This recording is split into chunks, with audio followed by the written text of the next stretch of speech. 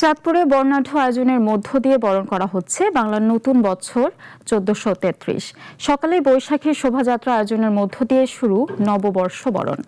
শহরের হাসান আলী সরকারি উচ্চ বিদ্যালয় মাঠ প্রাঙ্গণ থেকে বৈশাখী শোভাযাত্রা শুরু হয়ে গুরুত্বপূর্ণ সড়ক প্রদক্ষিণ করে প্রেস ক্লাব ঘাটে ডাকাতিয়া নদীর তীরে মেলায় এসে শেষ হয়। এছাড়াও নববর্ষ উপলক্ষে ২ দিন ব্যাপী লোকজোশ মেলা, সাংস্কৃতিক পরিবেশনা, বিভিন্ন প্রতিযোগিতা, ঘুড়ি উৎসব, হাডুডু খেলা এবং ধর্মীয় উপাসনালয়ের প্রার্থনার আয়োজন করা হয়েছে।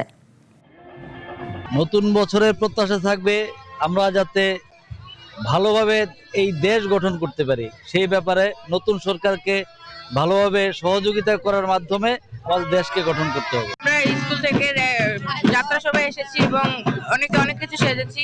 পয়লা বৈশাখে এসে আমার খুবই আনন্দ লাগছে। আমি চাই আরো আরো আরো এইভাবে আরো অনেক কিছু করতে চাই।